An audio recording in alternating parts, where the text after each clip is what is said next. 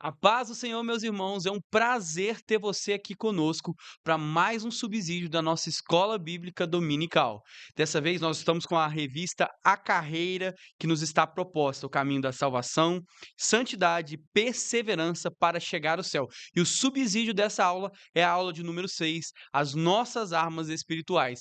Quero convidar você que já está nos assistindo aqui, a se inscrever no nosso canal ADMP TV. Clica aí no sininho para receber todos os nossos conteúdos, todas as notificações. Deixa um comentário e compartilha essa aula. Pega o link aí, manda nos grupos, que Deus também possa abençoar a vida de outros por intermédio de você.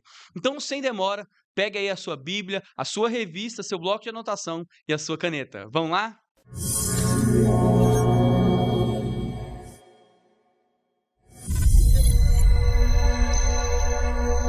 Então, hoje, na nossa lição de número 6, o tema é as nossas armas espirituais.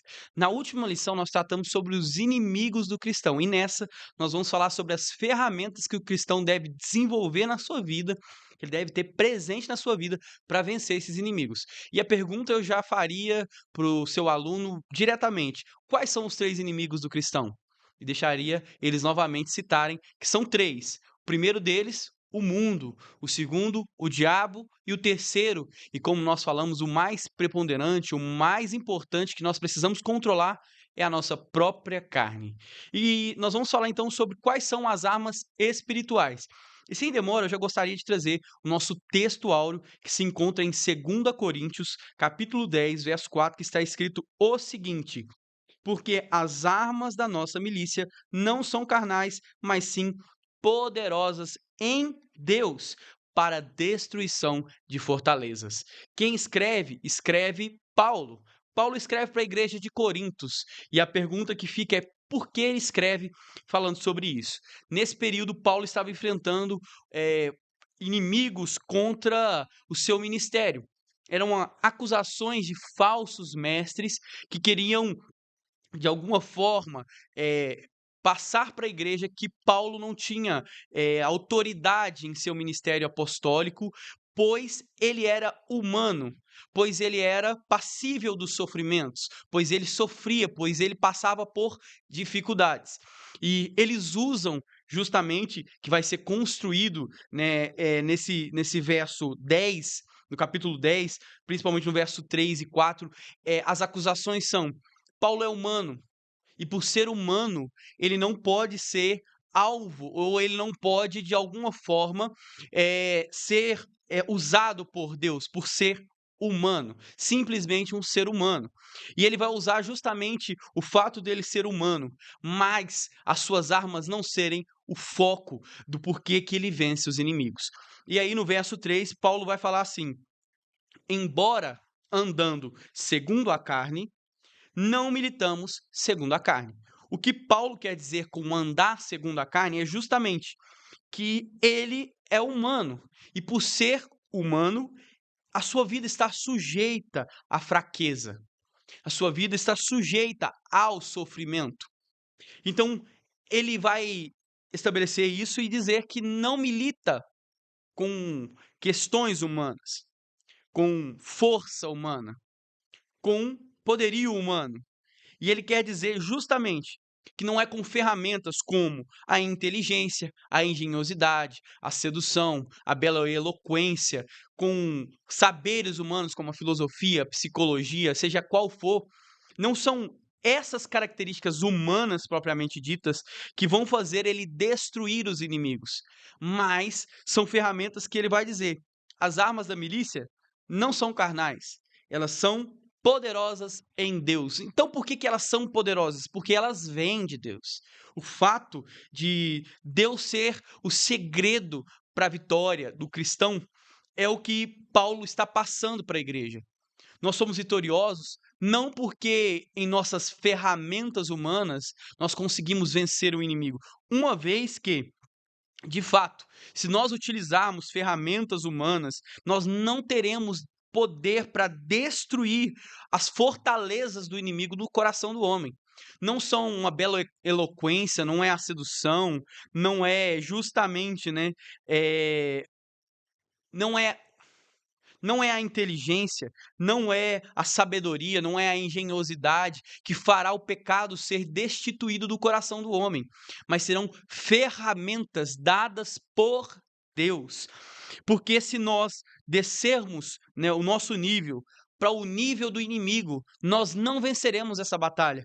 Quando nós descemos o nível para batalhar contra o nosso inimigo com as ferramentas que ele utiliza, as ferramentas humanas, nós seremos derrotados. Nós teremos uma igreja que não terá o verdadeiro senso do evangelho. E Paulo, pelo contrário, demonstra que ele tem esse verdadeiro senso, que é o verdadeiro eh, o entendimento de que as ferramentas vêm de Deus. Elas são poderosas porque é Deus quem entrega nas nossas mãos ferramentas poderosas. Então, de fato, se nós trazemos esse texto para os nossos dias, nós vamos perceber que são diversas as situações que a todo tempo tentam fazer com que a igreja escolha definitivamente utilizar ferramentas humanas para solucionar os problemas que vêm sobre ela. São diversas as situações e nós muitas das vezes queremos escolher coisas carnais para resolver problemas que Deus nos deu ferramentas. Nós queremos usar coisas que substituam o verdadeiro evangelho, as verdadeiras ferramentas entregues por Deus. As verdadeiras ferramentas entregues por Deus, que é a oração fervente, a fidelidade incondicional, a palavra de Deus, a proclamação fervorosa do Evangelho. É isso que fará nós vencermos o tempo difícil. É isso que trará um verdadeiro reavivamento sobre nós. Não são ferramentas humanas. Porque quando nós utilizamos ferramentas humanas para resolver problemas que advêm sobre a igreja, nós estamos tentando secularizar a igreja e privamos a igreja de utilizar a verdadeira arma que ela tem, a fé, a justiça, o poder do Espírito Santo, que são algumas das armas que nós temos. Mas o foco da nossa lição é falar sobre 3 dessas armas. Os objetivos da nossa lição são 3: enfatizar o sentido que as armas do crente recebem nas Escrituras. Segundo, esclarecer a respeito das 3 principais armas espirituais do crente. E terceiro, mostrar Jesus Cristo como o nosso maior modelo de quem usou essas armas espirituais. Então, o nosso texto está falando sobre a importância de aplicar as armas espirituais. Já o nosso texto bíblico, ele vai expor o modelo que é Jesus. Então, já já a gente chega nele. No nosso terceiro tópico, é fundamental aplicarmos o texto bíblico para nós entendermos o que nós podemos tirar disso, né? E a verdade prática vai falar o seguinte: diante da batalha espiritual, temos poderosas armas espirituais à nossa disposição. E essas 3 armas já estão aqui. Primeiro delas, a palavra de Deus. Segundo, a oração. E o terceiro delas é o jejum. Eu faria uma pergunta para mediar o debate e mostrar a importância de que essas 3 ferramentas precisam andar juntas, precisam ser desenvolvidas a todo tempo. Eu faria uma pergunta assim para os nossos alunos: quais dessas ferramentas são mais fundamentais ou mais que fundamentais para a vida do cristão? Quais delas são mais importantes? De fato, todas as 3 são fundamentais. Todas as 3 são imprescindíveis. Não tem como desenvolver uma sem desenvolver as outras 2. Nós precisamos ter uma vida utilizando as 3 ferramentas de forma concomitante. Ao mesmo tempo, nós precisamos ter a palavra de Deus em nosso coração e aplicarmos ela. Nós precisamos orar a todo tempo e termos a prática do jejum. Mas vamos lá.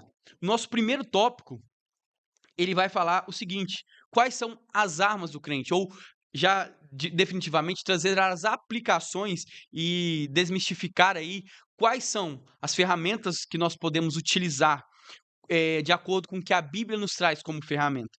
As armas, de modo geral, elas são tidas como para 2 intuitos. Primeiro, elas podem ser armas de ataque ou armas de defesa.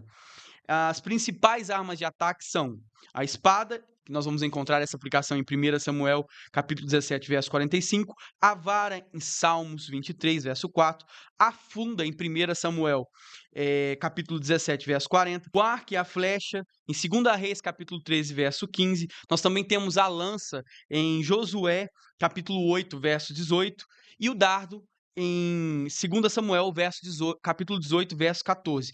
Essas são as armas de ataque que a Bíblia vai nos trazer, como sendo aplicações práticas sobre essas armas de ataque. E as armas de defesa? É o escudo, em Efésios capítulo 6, verso 16, o capacete, em 1 Samuel, capítulo 17, verso 15, a couraça, em 1 Samuel, capítulo 17, verso 15, e as caneleiras, em 1 Samuel, capítulo 17, verso 6. Essas armas, elas eram utilizadas principalmente nos exércitos antigos, tá? Entretanto, as nossas armas aqui, elas têm um sentido que eh, ela não é literal, mas ela é metafórica. Elas são armas que elas não vão, perfurar, elas não vão matar, mas elas são armas espirituais que farão nós vencermos os nossos 3 inimigos: a nossa própria carne, nós venceremos o diabo e o mundo. As estratégias do inimigo, que é o subtópico 2, são sempre o quê? Arrebatar a boa palavra do coração, buscar altas posições com mentiras, usar pessoas para trair, escravizar, enfraquecer a fé do crente, enganar com doutrinas demoníacas. Então, percebemos que sempre é aquilo que nós falamos na nossa última lição, no nosso último subsídio. O inimigo, como chefe dos anjos caídos, com uma personalidade, com desejos, ele olha definitivamente, como está escrito em 1 Pedro, capítulo 5, verso 8, ele nos observa, ele anda em derredor, buscando a quem possa tragar. E nós precisamos vigiar. Definitivamente, ele é o chefe de toda a força do mal. E aí nós temos aqui no nosso tópico 2 as 3 armas espirituais do cristão, que é a palavra de Deus, a oração e o jejum. Eu gostaria de trazer algo, e é importante que você também, professor, possa compartilhar com seus alunos, uma visão acerca dessas 3 ferramentas que a nossa declaração de fé traz. Ela vai trazer a palavra de Deus como sendo, definitivamente aquilo que nós entendemos como sendo ferramenta poderosa de Deus. Ela é inspirada, ela serve para todo o ensino, ela precisa ser aplicada. Ou seja, a palavra de Deus, ela não é somente para ser refletida, ela não serve somente para nós lermos ela e guardarmos ela, mas para também ser prática diária da vida do crente. A palavra de Deus, ela tem o poder de transformar o nosso entendimento. Ela tem o poder de fazer com que nós tenhamos uma vida totalmente diferente. E a nossa revista vai falar que o Senhor disse que a gente não vive somente de pão, mas de toda a palavra de Deus. A palavra de Deus, ela é definitivamente ferramenta para a vida do cristão. O apóstolo Pedro, ele aconselha que nós precisamos desejar afetuosamente o leite racional. O que ele quer dizer? A palavra que traz entendimento. E nós aí temos um passo para um crescimento espiritual. A palavra de Deus é a primeira ferramenta imprescindível, assim como as outras duas, mas ela é o primeiro passo que nós temos para termos anseio de orar, para termos anseio de mortificar a nossa carne por meio do jejum. E aí nós entramos. E a oração? A nossa declaração de fé vai trazer que a oração ela é um ato consciente. Nós, por nossa intenção, por nosso coração, buscamos nos dirigir até a Deus. Lembra, nós somos feitos de 3 partes: corpo, alma e espírito. O corpo, parte mortal. A alma, o centro dos nossos desejos, e o espírito que se conecta a Deus. Mas quando estamos no intermédio da oração, o nosso corpo, a nossa alma e o nosso espírito se conectam a Deus. O nosso espírito vai chegar a se conectar com o Espírito Santo e vai interceder por nós mediante a Deus. E quando isso acontece, a nossa alma, o nosso desejo passa a ser estar na presença de Deus e nosso corpo, consequentemente, ele irá se sujeitar a essa vontade. Então, orar é definitivamente um ato poderoso de comunicação com Deus. E é justamente o que nós falamos nas nossas últimas lições. Jesus nos ensina esse ato poderoso, essa ferramenta poderosa. E aí, em 1 Tessalonicenses, capítulo 5, 17, nos trago: orai sem cessar. A oração, tanto a privada como a congregacional, ela apresenta a Deus as nossas petições, as nossas gratidões, e é por meio dela que Deus, ele atende os nossos desejos. É por meio dela que Deus nos ouve, é por meio dela que nós temos intimidade com Deus. A oração é uma ferramenta imprescindível, porque é por meio dela que nós traremos a vontade de Deus aos nossos corações.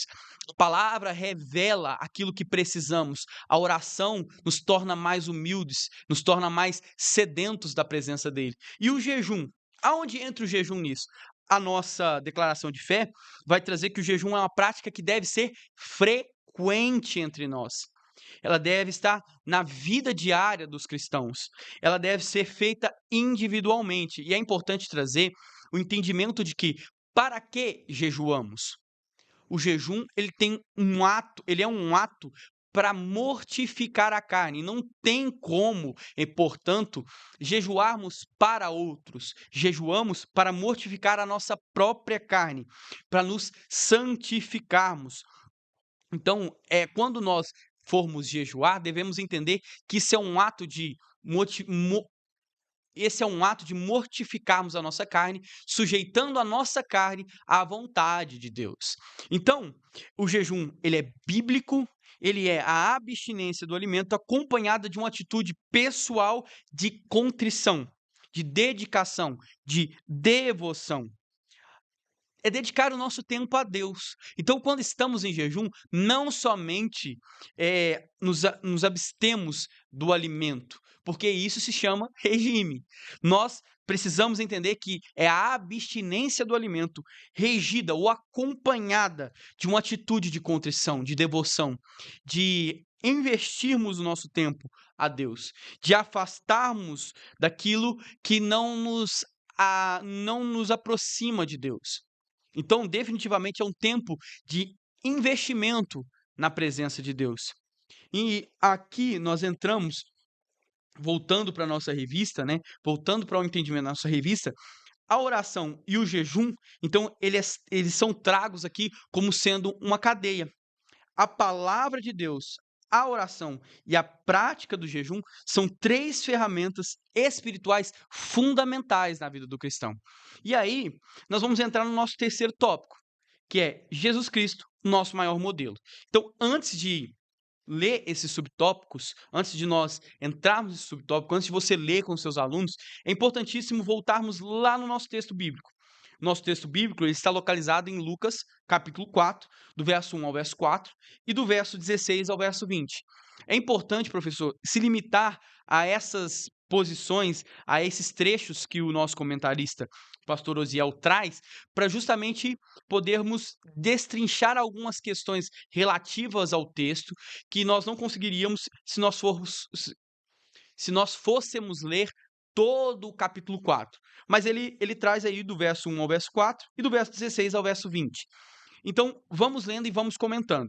Quando chegamos no nosso texto bíblico, então, Lucas, capítulo 4, verso 1, está escrito o seguinte: E Jesus, cheio do Espírito Santo, voltando do Jordão, foi levado pelo Espírito ao deserto. O que nós podemos tirar desse verso? Às vezes nós sentimos que o que Deus tem a nos entregar é somente águas tranquilas, como em Salmo 23, verso 2. Mas isso nem sempre é verdade. Por vezes, Deus vai nos levar ao meio da dificuldade, assim como Deus ele leva Jesus para o meio do deserto para ser provado. Ao longo da nossa caminhada de fé, nós devemos entender que vão sim se levantar situações difíceis.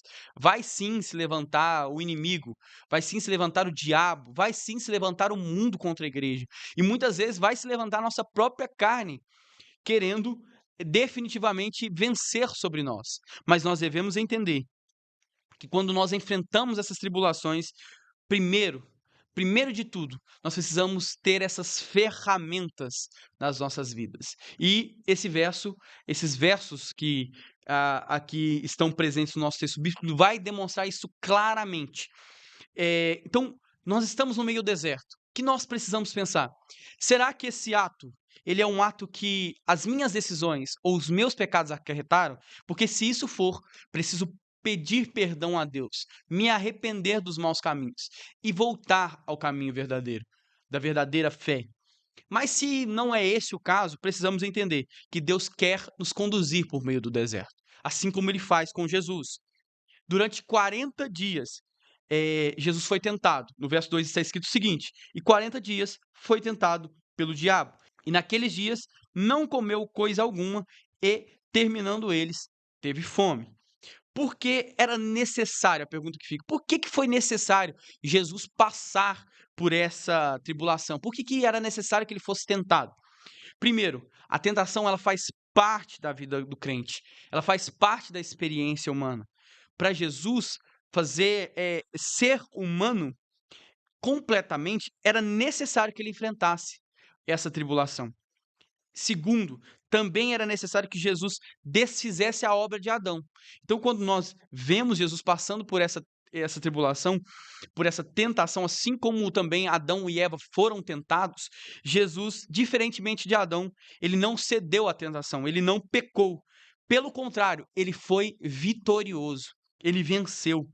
E Jesus resistindo a Satanás nos mostra que é a vitória do Filho de Deus oferecendo salvação, redimindo os pecados de Adão e da sua descendência. O verso 3 vai estar escrito o seguinte: e disse-lhe o diabo: se tu és o Filho de Deus, dize a esta pedra que se transforme em pão. O diabo, ele faz exatamente isso conosco. Perceba, qual é o pecado existente aqui, no verso 3, em transformar pedras em pães?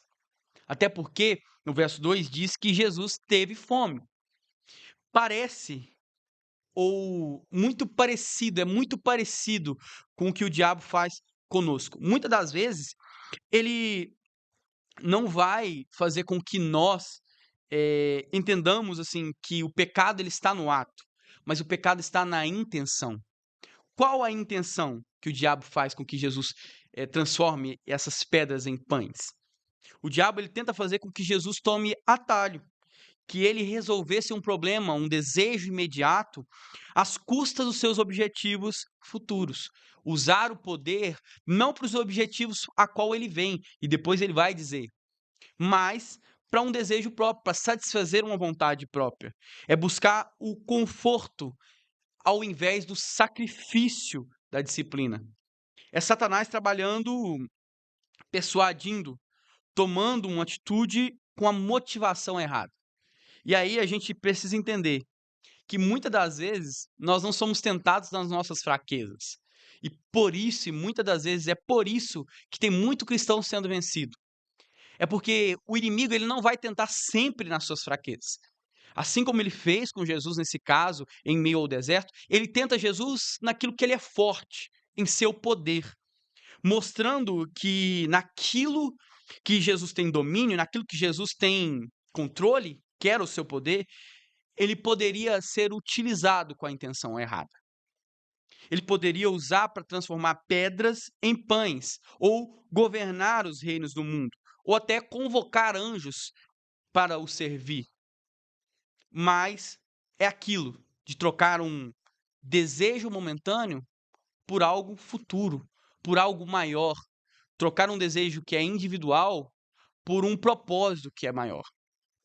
O diabo ele quer que nós, por nossos desejos, pela nossa própria carne, que é um dos nossos inimigos, nós escolhemos, nós definitivamente possamos desejá-lo servir a nossa carne.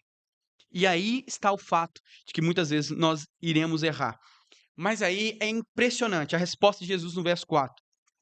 E Jesus lhe respondeu dizendo: escrito está que nem só de pão viverá o homem, mas de toda a palavra de Deus. Jesus aqui, ele está citando a palavra, citando Deuteronômio, capítulo 8, verso 3. Ele está nos ensinando o seguinte: conhecer a palavra é importante, mas obedecer a palavra definitivamente é uma arma eficaz contra a tentação. Jesus aqui, ele poderia ter a possibilidade de satisfazer o desejo próprio momentâneo, mas ele escolhe definitivamente usar a arma eficaz, a palavra de Deus sendo aplicada. E aí ele cita a palavra. Obedecer à Escritura, definitivamente, como eu disse, é mais importante do que simplesmente citá-la. É mais importante você, cristão, você, professor, você, aluno que me assiste, você ter a Bíblia como sua prática diária, do que apenas algo que você recita de vez em quando, algo que você abre para ler somente nos cultos. A Bíblia precisa fazer parte da nossa obediência em meio à tentação. E aí nós vamos pular para o verso 16, que é Jesus lhe respondendo, verso 16, que é: E chegando a Nazaré, onde fora criado, entrou num dia de sábado, segundo o seu costume, na sinagoga, e levantou-se para ler. Interessante dizer, a palavra que pode ser destacada aqui é que é segundo o seu costume. Jesus, embora fosse filho de Deus, ele pertence a Deus, ele não deixava de congregar.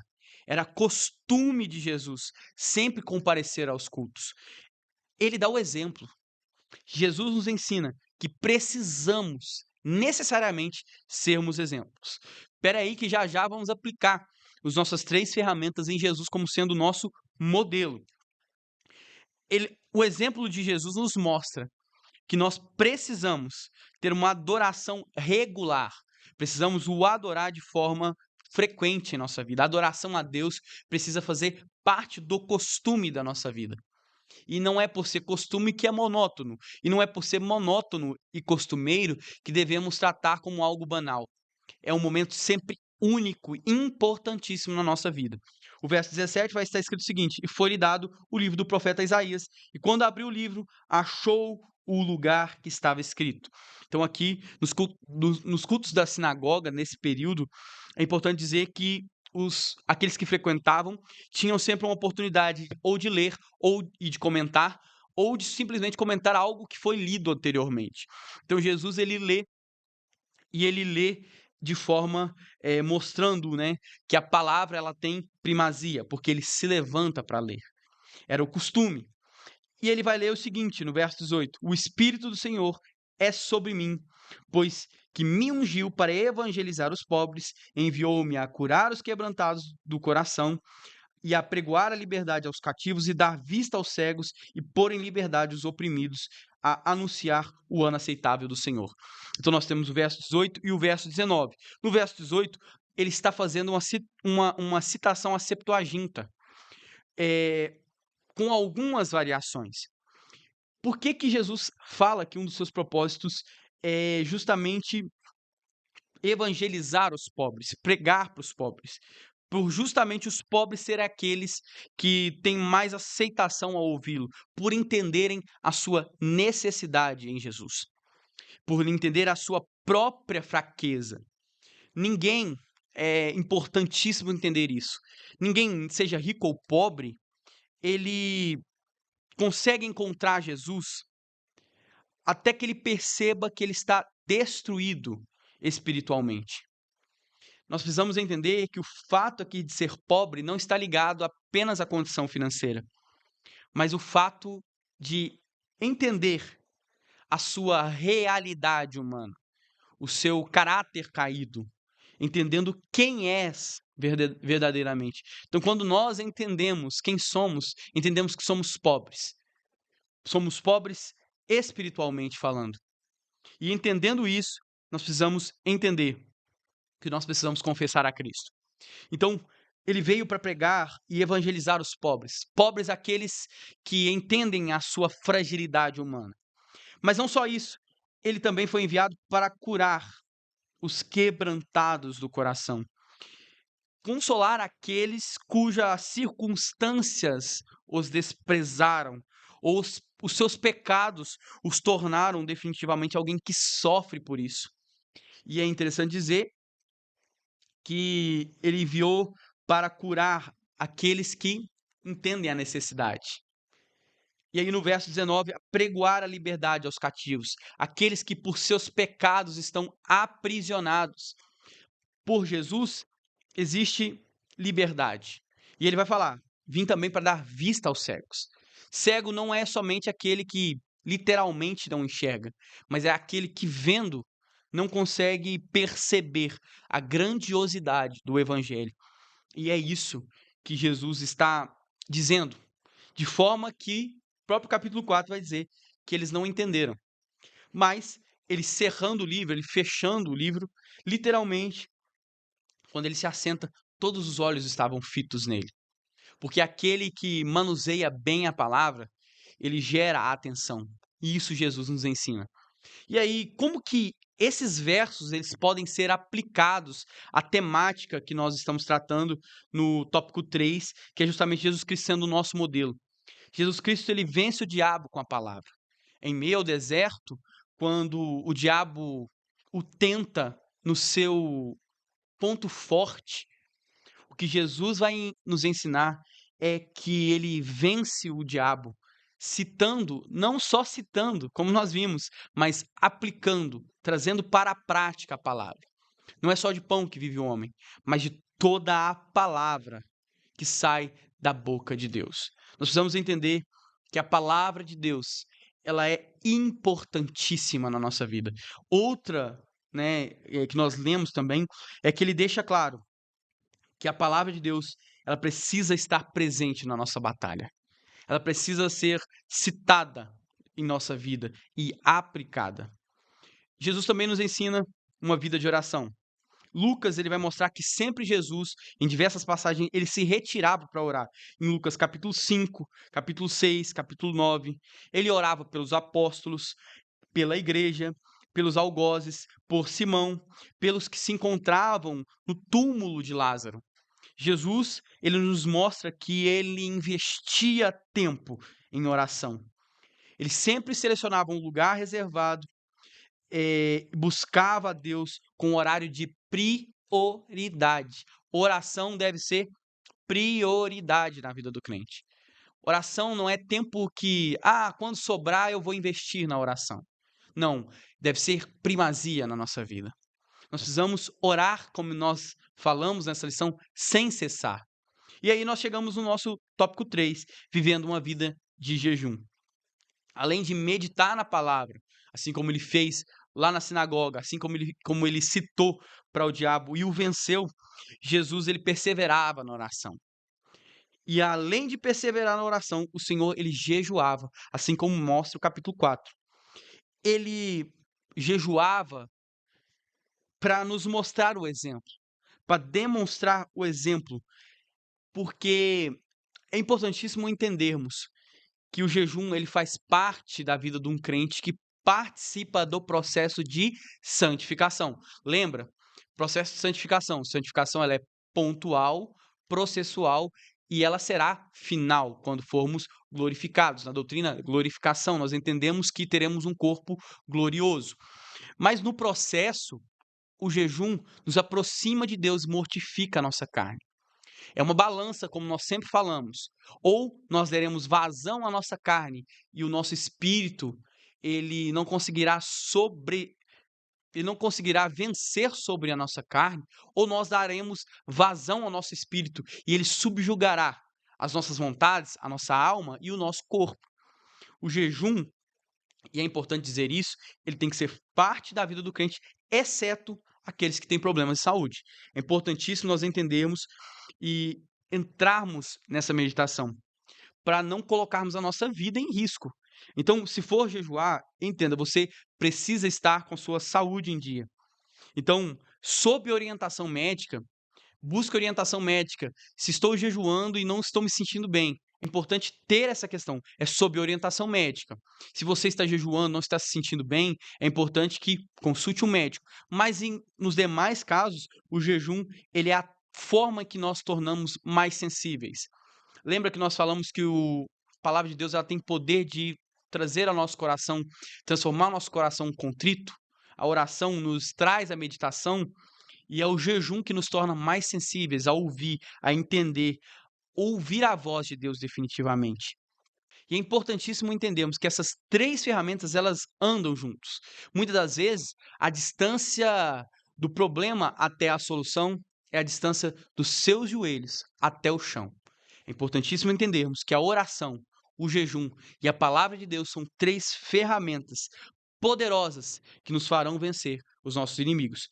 Então, concluindo, nós devemos entender, o nosso inimigo, o diabo, assim como também o mundo e a nossa própria carne, é ardiloso, é perverso.